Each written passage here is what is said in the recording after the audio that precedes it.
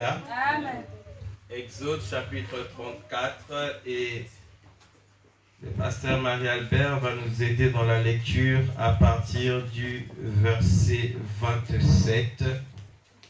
Exode 34. Tous ouvrons nos Bibles s'il vous plaît. Le livre d'Exode, c'est dans l'Ancien Testament. Alléluia. Juste après la Genèse. Tu tombes sur le livre d'Exode et j'aimerais que tu retrouves le chapitre 34 à partir du verset 27. Alléluia. Alléluia. Amen.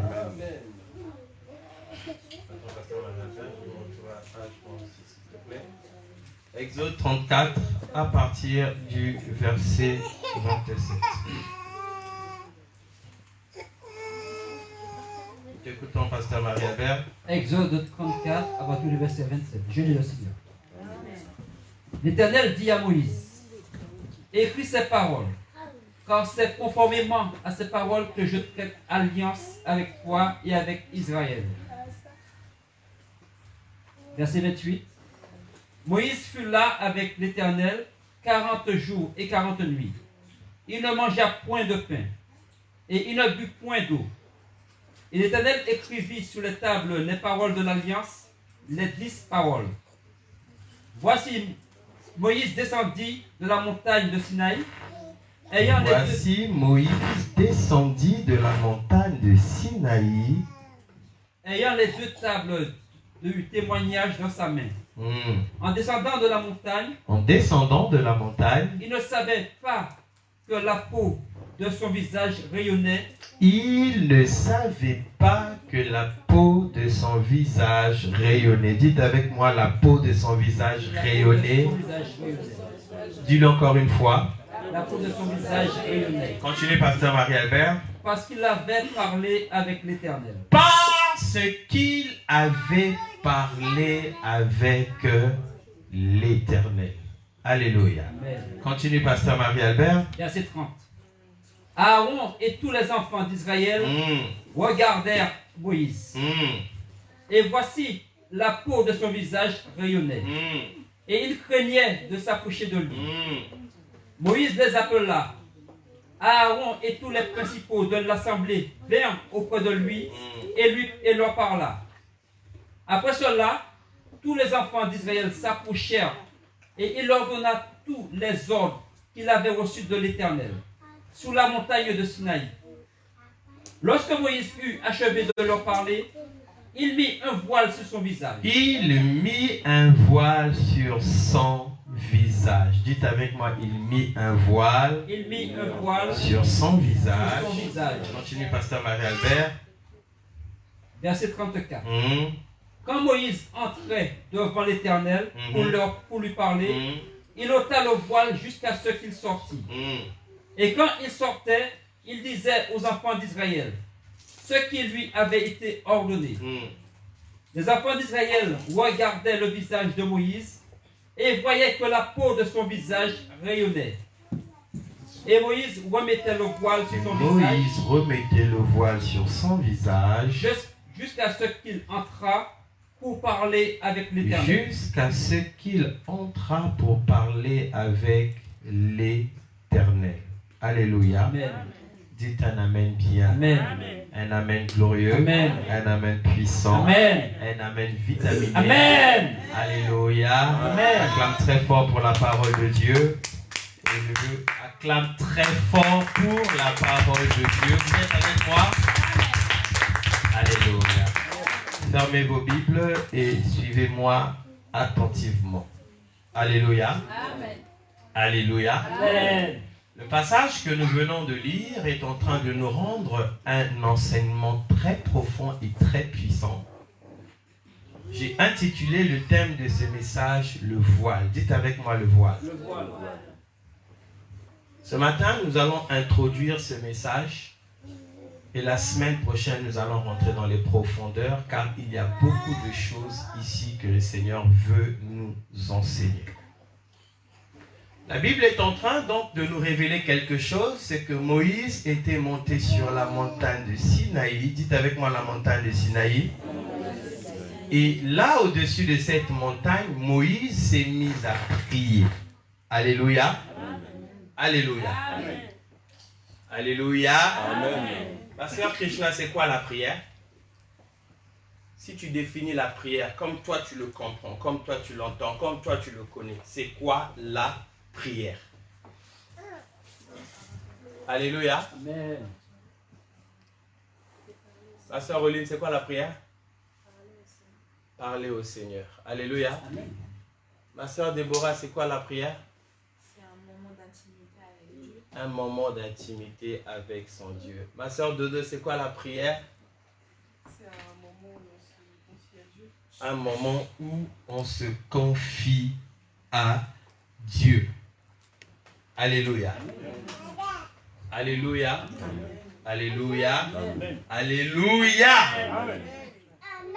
Un moment où l'on se confie à Dieu, un moment où l'on parle à Dieu, un moment où on vit une intimité avec son Dieu. Le dictionnaire définit la prière comme étant une demande.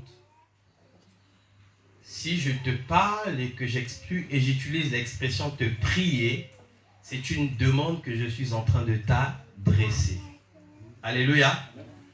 Mais dans le langage spirituel, pour ne pas dire chrétien, la prière, c'est tout autre chose. La prière est un acte codifié. Alléluia. Alléluia. Amen. Dites avec moi codifié. Codifié. C'est-à-dire que c'est un acte qui émet un code. Ça nécessite de connaître le secret pour exercer la prière. Cet acte codifié, qui peut être individuel ou collectif, consiste à avoir un dialogue avec Dieu. Alléluia. Amen. Dites avec moi un dialogue avec Dieu. Alors si je vois le mot dialogue, toutes les définitions qui m'ont été données ici ne répondent en rien à ce que c'est la prière. Suivez-moi bien, s'il vous plaît. Alléluia. Lorsqu'on parle d'un dialogue, cela sous-entend qu'il y a échange de paroles. C'est-à-dire que toi, tu parles à Dieu et en retour, Dieu te parle. Alléluia. Amen. Tu m'entends, ma sœur Dominique? Il n'y a pas longtemps, j'ai été interpellé par un papa que je respecte beaucoup. Alléluia. Amen. Et donc, quand il m'a interpellé, ce papa, alors là, il s'est mis à me parler. Il s'est mis à me parler, il s'est mis à parler, à parler, à parler, à parler, à parler, à parler, à parler. En tout cas, bien aimé, il s'est mis à s'étaler. Ça a duré au moins 40 minutes. Je vous assure, c'était épouvantable. Alléluia. Et par respect pour lui, je ne me suis pas permis de l'interrompre. Vous savez, il y a des gens qui sont comme ça dans la vie. C'est-à-dire, ils parlent, ils parlent, ils parlent, ils parlent, ils parlent, ils parlent, ils parlent, ils parlent, ils parlent. Alléluia. Et ce qui est bizarre, c'est que dans tout ce qu'il était en train de dire, il était dans l'erreur, il était dans la fausseté. Je l'ai écouté, je voulais le laisser le temps de finir pour le remettre vraiment sur la bonne voie. Lorsqu'il a fini de parler, au moment où j'allais ouvrir ma bouche, il me dit non, ce n'est même pas la peine de parler. Ça, ce n'est pas un dialogue, ça c'est ce qu'on appelle un monologue. Alléluia. C'est le fait de parler seul.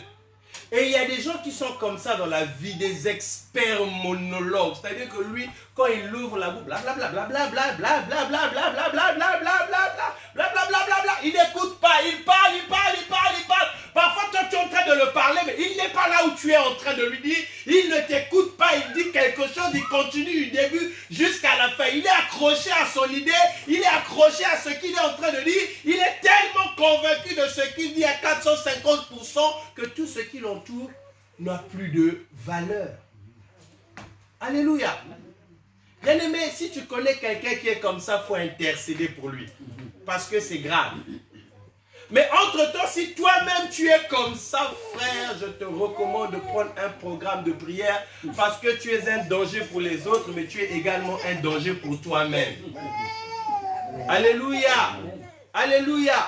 Il y a des dimensions dans la vie, bien aimé, quand tu parles, on ne t'écoute pas. Prends le temps d'écouter.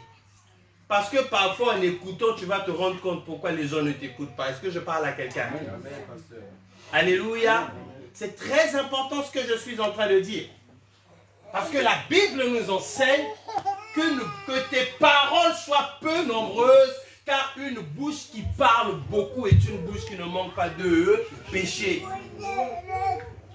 Le livre de Jacques au chapitre 1 à partir du verset 19 nous dit « Soyez promptes à écouter et lents en parole. » Alléluia.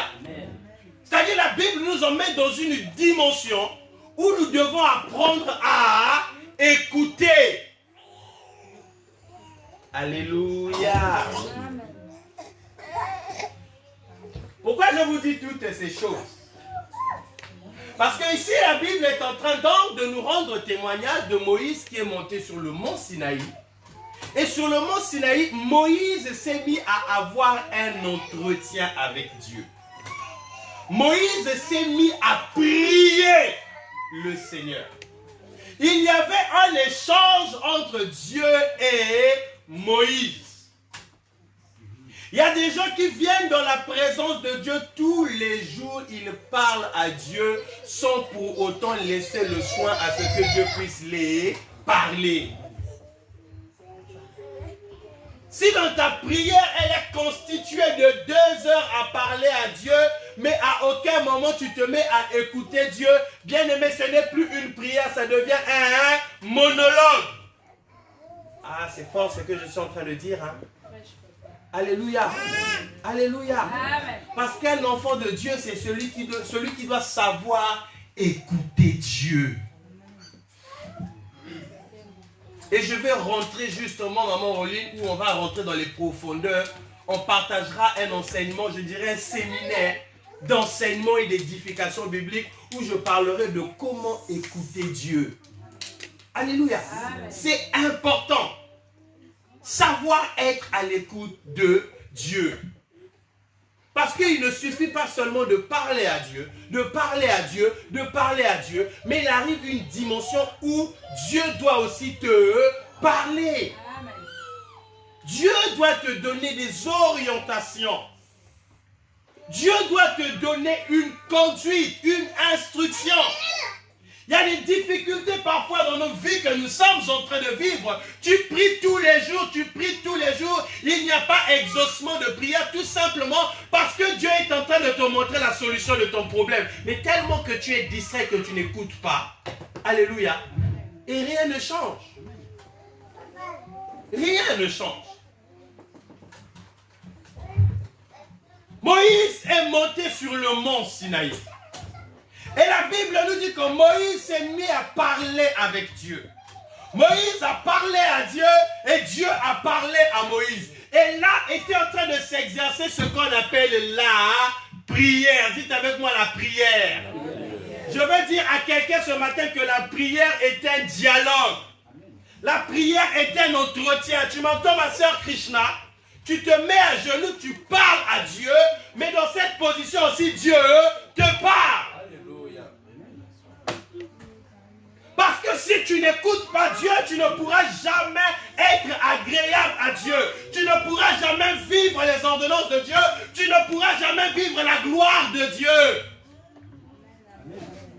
Il y a des miracles qui s'opèrent où Dieu parle, la porte s'ouvre. Mais il y a des miracles où Dieu te donne une instruction. Ah, dites un amen bien. Amen, amen. Les enfants d'Israël ont dit, Seigneur, regarde le mur de Jéricho est grand. Dieu a donné une instruction.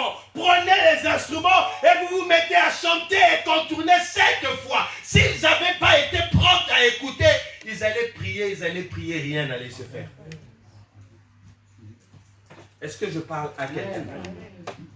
Est-ce que je parle à quelqu'un? Alléluia. Élie a traversé une période où il était dans un désert. Il n'avait plus rien à manger. Il n'avait plus rien à boire. La Bible dit que le torrent était devenu sec.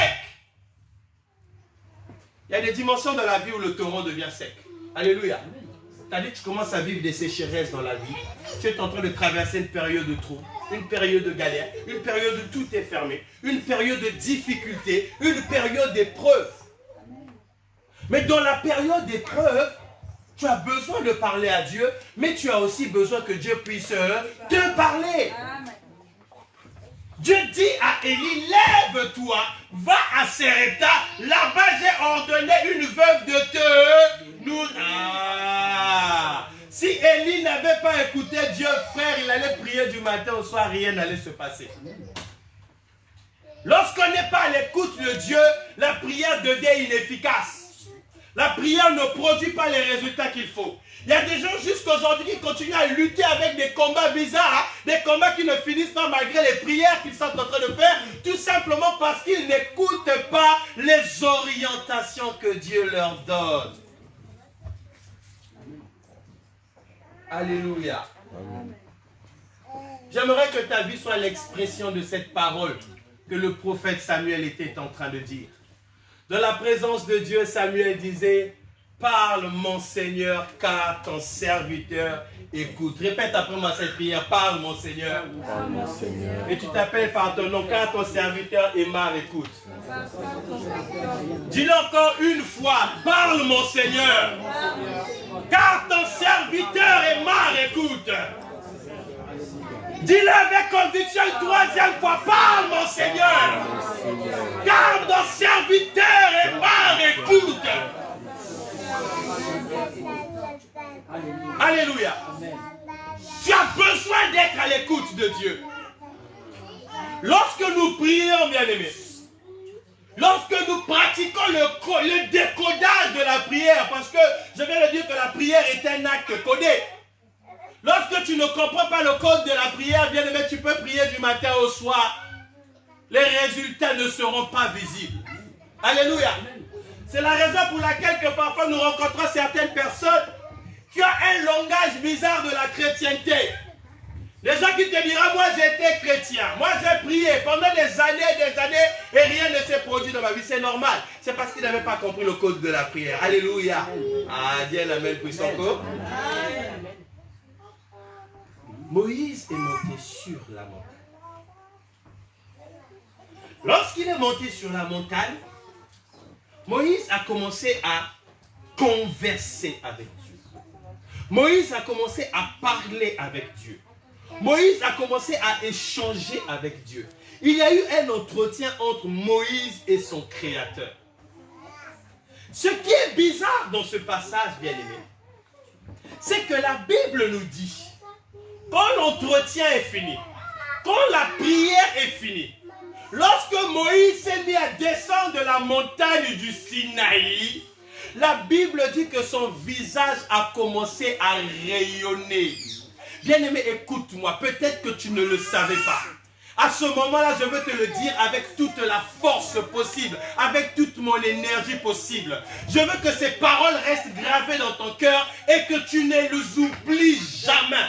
Où que tu ailles, quoi que tu vives, quoi que tu fasses, que ces paroles résident dans ton cœur. Je veux dire à quelqu'un qu'il n'est pas possible de passer un temps dans la présence de Dieu et ne pas être impacté physiquement.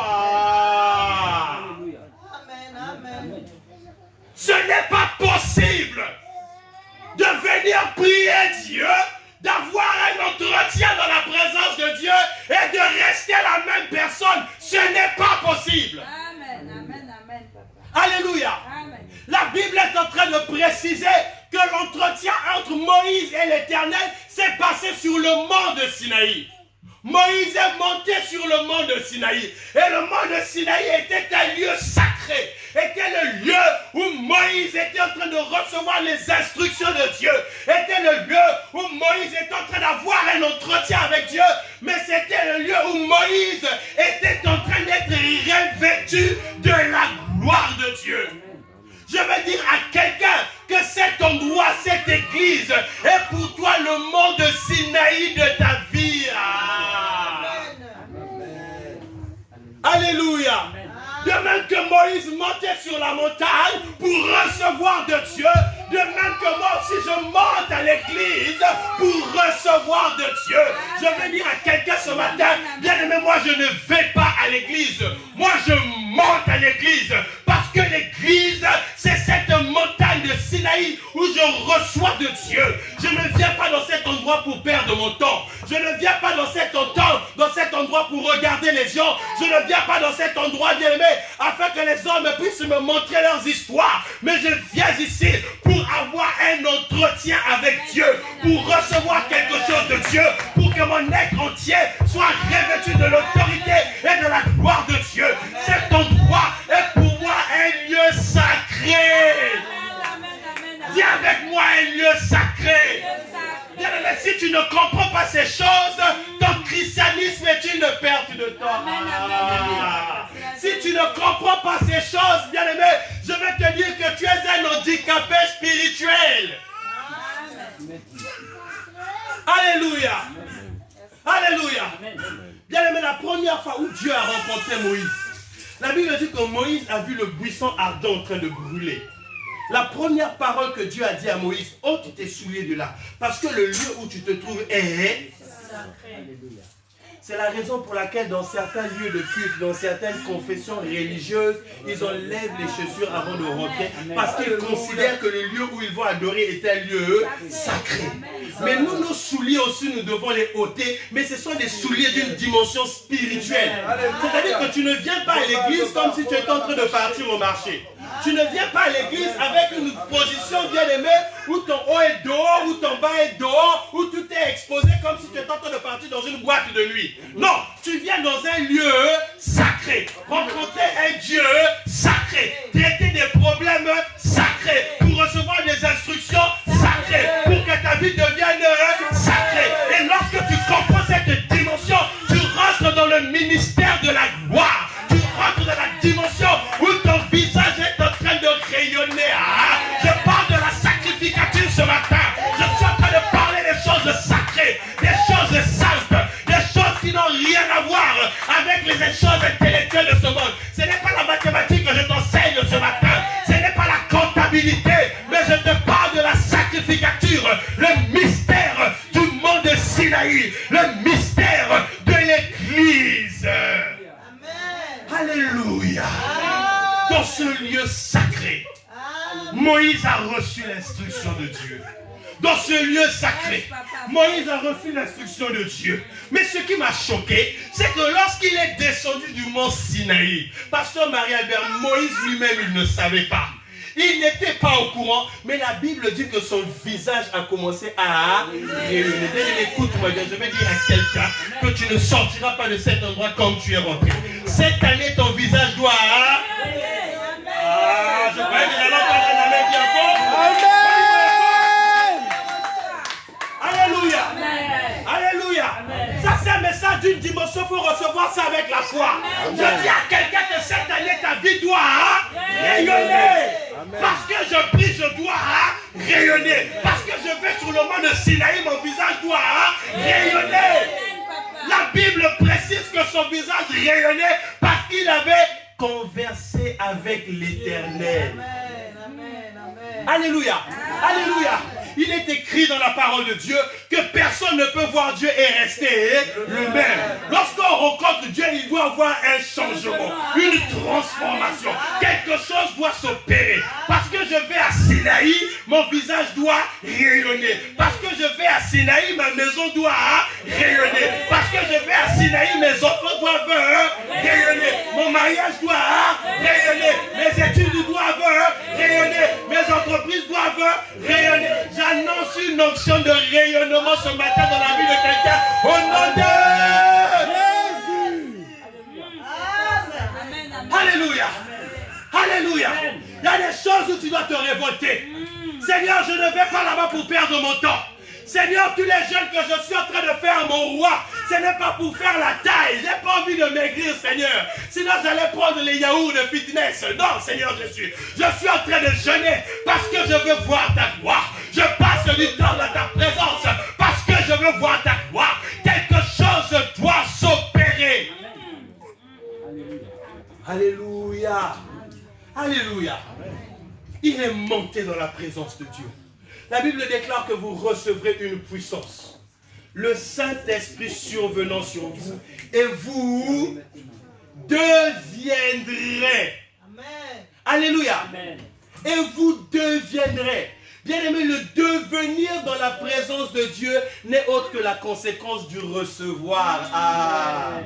J'ai reçu de Dieu et je suis devenu.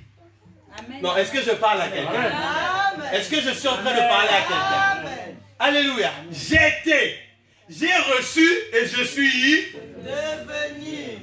Ah, vous n'êtes pas connecté encore. Amen. Vous n'êtes pas connecté. Vous n'êtes pas connecté. Vous n'êtes pas connecté. Vous n'êtes pas connecté. Dites un amen bien. Amen. Dites un amen puissant. Amen. Dites un amen glorieux. J'étais chômeur. J'ai reçu et je suis devenu. Salarié. Amen. Est-ce que je parle à quelqu'un? Amen. Est-ce que je parle à quelqu'un? Amen. J'étais malade. J'ai reçu et je suis devenu. Guéri. Est-ce que je suis en train de parler à quelqu'un? Avec Dieu, le devenir, c'est la conséquence du recevoir. Dis avec moi, Seigneur, je veux recevoir ce matin. Au mont de Sinaï, on vient pour recevoir. Ce n'est pas un lieu de concurrence. Ce n'est pas un lieu bien-aimé de Matalana.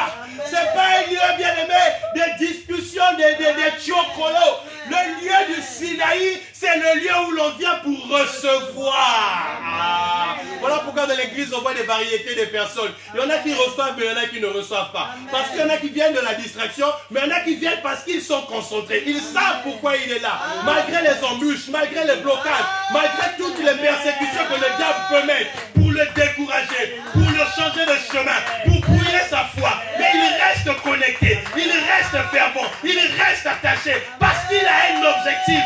La Bible déclare, bien aimé, que cette femme était en train de suivre le Seigneur. Elle a crié, fils de David, oh Seigneur, aie pitié de moi. Seigneur, aie pitié de moi. La Bible dit que Jésus ne l'a pas répondu. Le silence de Dieu ne l'a pas arrêté. Elle a continué à persister. À un moment, les disciples l'ont dit, tais-toi, tu fais du bruit. Malgré qu'on l'a dit de se taire, elle a continué à crier encore plus fort. Ah! La Bible dit que Bartimée a crié à Dieu, aie pitié de moi, fils de David.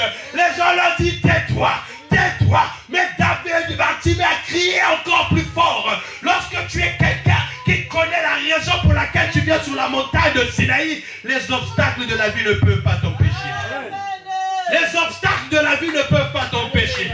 Même les nouvelles que le diable va mettre sur ton chemin ne t'empêchera pas. Parce que tu as un objectif, c'est de toucher le bord du vêtement de Jésus. Parce que tu as un objectif, c'est de recevoir le ainsi dit l'Éternel. Parce que tu as un objectif, c'est d'avoir un entretien avec le roi. Amen. Amen. Alléluia. Alléluia. Ce qui est bizarre ici, pasteur Marie-Albert, jusqu'aujourd'hui, je suis en train de poser la question au Saint-Esprit parce que je ne comprends pas. Dis avec moi, je ne comprends pas. Vous savez, il y a des choses de la présence de Dieu. Même quand je lis ça, ça me dépasse. Je dis, Seigneur, là, je ne comprends pas. Explique-moi bien parce que je ne réalise pas qu'est-ce qui est en train de se passer. Vous savez bien, mais quand tu montes avec Dieu dans les dimensions, tu as l'impression que Dieu se contredit. Alléluia. Dieu se contredit avec lui-même. Il se contredit dans une contradiction contradictoire qui n'est pas contradictoire.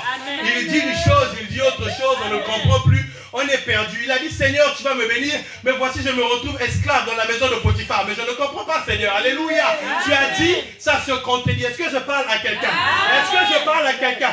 Il a dit qu'on ne trouve chez toi ni femme stérile, ni femme qui avorte. Mais la Bible déclare que Anne était stérile parce que l'Éternel avait rendu stérile.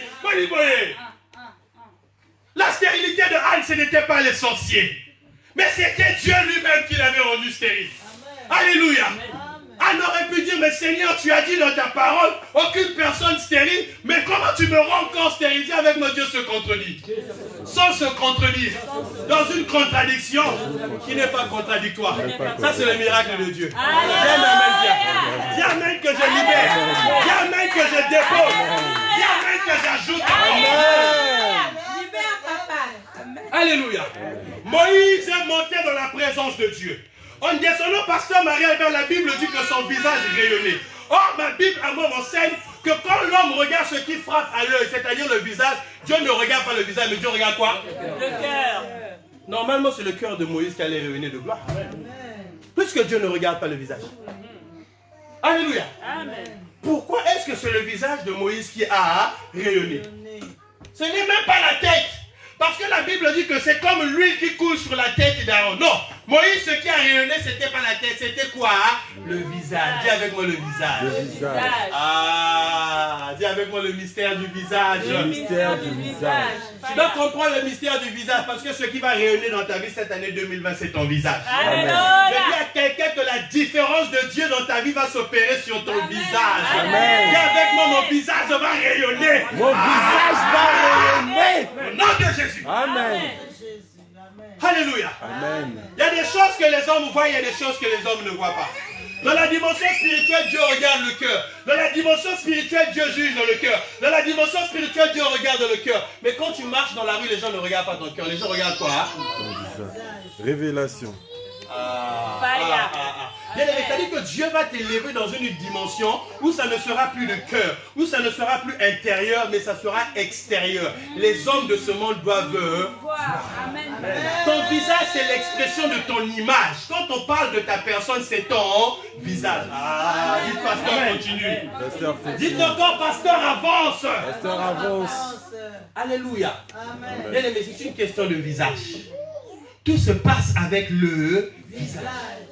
Quand l'homme, Adam et Ève sur le jardin d'Éden ont perdu la gloire de Dieu, la première punition de Dieu a frappé leur visage.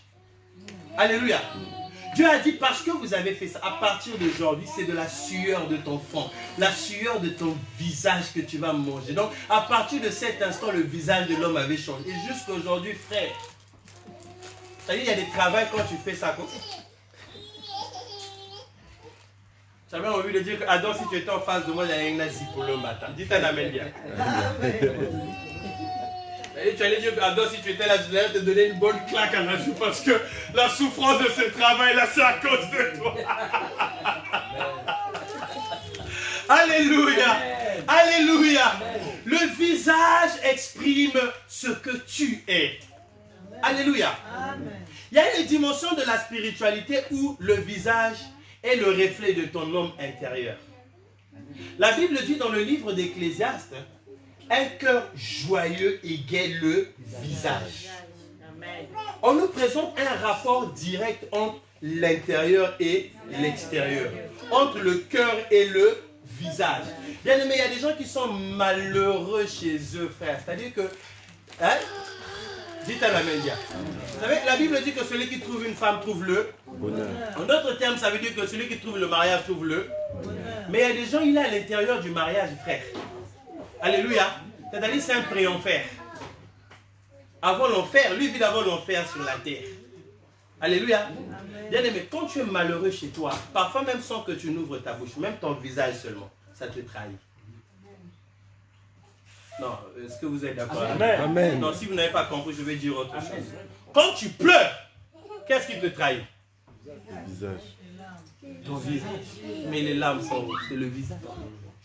Quelqu'un qui est triste, ça peut se lire par son visage. Quelqu'un qui est joyeux, même sans qu'il ouvre la bouche par le visage, tu peux savoir qu'il est comment? Joyeux. Quelqu'un aussi dont rien ne marche aussi dans la vie, frère. Il ne parle pas pour lui, mais tu regardes seulement le visage, frère. Il n'aime pas le visage, seulement tu comprends que là, c'est compliqué. Là, il traverse un désert bizarre. Alléluia. Là, il est dans une prison au carré. Vous savez, il y a des prisons, mais il y a des prisons au carré. Parce que quand Pierre a été emprisonné, la Bible dit qu'il était lié par des chaînes au milieu du prison entre 4 escouades de carrés. Donc, c'est-à-dire qu'on l'a mis en prison, dans la prison, on l'a mis des chaînes à l'intérieur des chaînes, on a encore mis des gardes du corps, donc une prison élevée au carré. Et là, quand tu regardes souvent le visage de la personne, tu sens que là, ça ne va pas. Alléluia. Amen. Dites un amen bien. Amen. Dites un amen glorieux. Amen. Et quand on est aussi dans la joie, le visage aussi exprime la joie. Quand on est heureux, le visage aussi exprime qu'on est heureux. Alléluia. Quand tu regardes un enfant, c'est rare de voir un enfant qui a un visage attaché. Hein?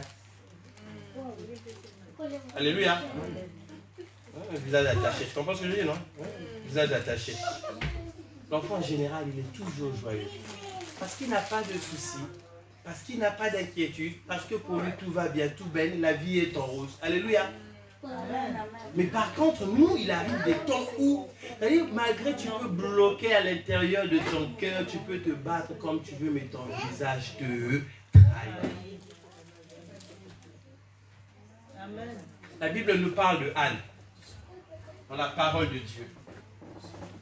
Comme quoi le visage bien-aimé a un rôle important dans la parole de Dieu. La beauté du visage, Dieu aussi la regarde. Alléluia. Amen. Le rayonnement du visage, Dieu accorde une importance capitale. Moïse n'avait jamais dit à Dieu, Seigneur, fais rayonner mon visage. Ça a été automatique, du tic au tac. Il est rentré, il a parlé, il sort, il le sort avec. Alléluia. Quand tu es connecté avec Dieu, il y a des choses, ça se fait du tic au tac. Alléluia. Tu rentres dans la présence de Dieu, quand tu sors, ton visage fait quoi? Il rayonne. Il rayonne. Alléluia. Amen. Et tu dois vivre la gloire de Dieu. Amen. La gloire de Dieu doit te couronner. Amen. La gloire de Dieu doit emmener ton visage dans une autre dimension. C'est-à-dire que lorsque tu vas te lever, les hommes qui seront autour de toi vont réaliser que tu pries un Dieu vivant. Alléluia. Amen. Moïse est descendu. Il n'a pas eu le temps de dire quoi que ce soit. Mais ceux qui étaient autour, ils ont constaté que Moïse n'était plus la même personne. Il y a quelque chose qui avait changé en lui. Je veux dire à quelqu'un que même ton mari qui n'est pas chrétien, qui est païen, quand tu vas rentrer à la maison, il va te regarder, il va sentir qu'il y a quelque chose qui a changé. Dis avec moi, quelque chose va changer. Quelque chose va changer. Alléluia. Amen. Nous allons nous mettre debout, nous allons prier. La Bible dit que sur la montagne de la transfiguration, Jésus a prié et son visage a changé. Aïe, aïe, aïe, aïe, aïe. Le visage de Jésus a changé. Il a été transfiguré. La gloire de Dieu. La Bible déclare, bien aimé, que Étienne, tandis qu'il était en train d'être lapidé, il a levé les yeux vers le ciel. Il a vu le ciel s'ouvrir. Dieu était assis. Et Christ était à sa droite. La gloire de Dieu. La Bible dit que quand les gens ont regardé Étienne, son visage rayonnait, il était semblable à celui d'un ange. D'un